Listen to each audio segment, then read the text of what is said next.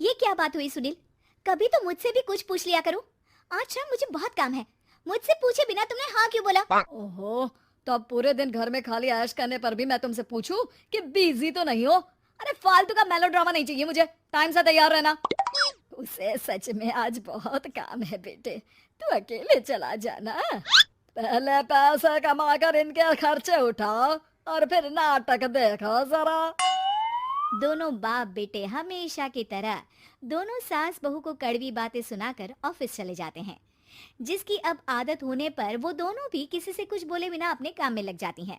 इसी तरह सुबह से शाम हो जाती है। मम्मी, समझ नहीं आ रहा, इतने सारे काम पड़े हैं जो कल सुबह तक अगर पूरे नहीं किए तब भी हम पर ही इल्जाम आएगा, और अगर पार्टी में नहीं गई तब भी सुनाएंगे।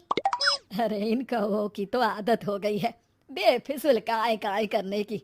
तू तैयार हो जा, काम मैं संभाल लूंगी। अब नेहा सुनील के घर वापस आने से पहले ही तैयार हो जाती है, जिस पर वो सुनील के आते ही पार्टी के लिए चले जाते हैं। वहां पहुंचकर हमेशा की तरह सुनील अपने दोस्तों में बिजी हो जाता है और नेहा एक कोने में खड़ी रहती है।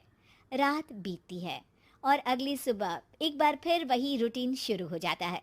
इन लोगों को हमारे काम और जिंदगी की कोई अहमियत क्यों नहीं है? इन्हें कब समझ में आएगा कि घर में रहने वाली औरतें सिर्फ आराम नहीं करती। बेटा मेरी तो उम्र बीत गई यही सोचते हुए, पर आज तक ना वो बदले और ना जवाब मिला। लेकिन माँ, समय हमेशा एक जैसा नहीं रह सकता, इन्हें बदलना होगा। सुबह से शाम होती है और फिर रात। इसी तरह दिन बीतने लगते हैं। एक शाम सुनील और उसके पापा ऑफिस से जल्दी घर वापस आते हैं। तब हमें पार्टी में जाना है, सूट प्रेस करके दे दो और जल्दी तैयार हो जाओ। अरे तुम भी और घंटों मत लगाना, समझे? इसके आगे नेहा या सास को बोलने का कोई भी मौका ना देते हुए दोनों वहां से चले जाते हैं। कुछ देर बाद चारों पार्टी में पहुंच जाते हैं। यहाँ सब समझदार और पढ़े लिखे लोग हैं, कोई बेवकूफी करके मेरी नाक मत कटवाना।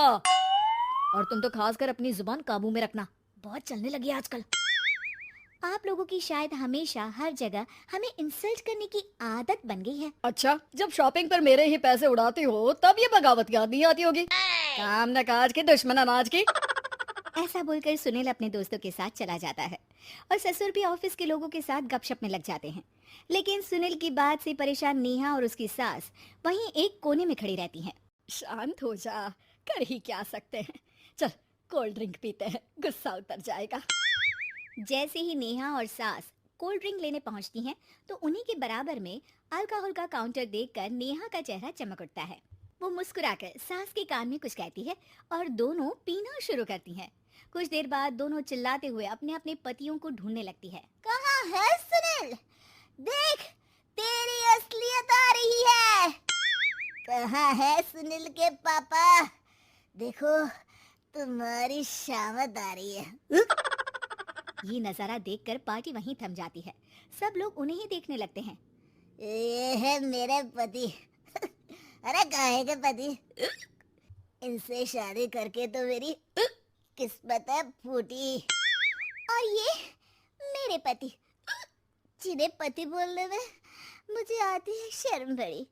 चलो आज आप लोगों को इनके असली रूप से मिलाते हैं, जिसमें ये अपनी पत्नियों की रत्ती भर भी इज्जत नहीं करते। हर समय उन्हें खरी खोटी सुनाते रहते हैं। हर जगह बिना मौका और माहौल देख उनकी उनकी सेल्फ रिस्पेक्ट की धज्जियां उड़ाते रहते हैं। क्या बोलते हो कि घर में रहकर हम करते ही क्या है? अगर ऐसी बात है तो कल से खुद अपने कपड़े धोना, प्रेस करना, सब्जी खरीदना, खाना बनाना और पसंद ना आने पर दोबारा बनाना, जैसे हम करते हैं ना। फिर घर की सफाई, सारा सामान अपनी जगह रखना, जो तुम्हारे फेंकने पर हम करते हैं। और फिर फाइनेंस मंत्री बनकर लिमिटेड पैसों में बढ़ती कीमतों के साथ घर का बजट बनाना। सुनील, इन्हें चुप करा, अपनी तो कोई इज्जत है नहीं, हमारी भी खराब कर रही है। हाँ, ये तो और बढ़िया है। अब अच्छे से सुनो। नेहा, ये क्या ड्रामा है? ड्रामा तो अभी शुरू हुआ है जी। सास और नेहा अपने मन की सारी भड़ास निकालने लगती है, जिसे चुपचाप खड़े रहकर सुनने के अलावा ससुर और सुनील के पास कोई चारा नहीं होता। बहुत देर तक यही सब चलने के बाद आखिर में दोनों सास बहू बेहोश हो जाती हैं। अगली सुबह सिर दर्द के साथ दोनों की नींद अपने अपने कमरे में खुलती है, जिस पर उनके पति उन्हें हॉल में लेकर आते हैं। आह, मेरा सिर इतना दर्द क्यों कर रहा है? मेरा भी। इतनी देर में ससुर 2 ग्लास नींबू पानी लेकर रसोई से बाहर आते हैं। ये लो नींबू पानी, इससे सिर दर्द ठीक हो जाएगा। हम दोनों आपसे कुछ कहना चाहते हैं। सास बहू हैरानी से एक दूसरे को देखने लगती हैं। तभी दोनों बाप बेटे उनसे माफी मांगते हुए कहते हैं, हमें कभी एहसास नहीं हुआ कि अपने ईगो में हम दोनों आप लोगों के साथ कितना बुरा कर रहे हैं। आज से हम भी घर के काम में हाथ बटाएंगे। और नेहा, मैंने तुम्हें जॉब करने से रोका, उसके लिए भी सॉरी। तुम्हें जो करना है करो। ये सब सुनने के बाद सास बहू मुस्कुराते हुए एक दूसरे की तरफ देखती हैं। अल्कोहल वाले काउंटर पर बैठकर कोल्ड ड्रिंक पीकर थोड़ा ड्रामा करते हुए आज इन्हें सबक सिखा ही देते हैं।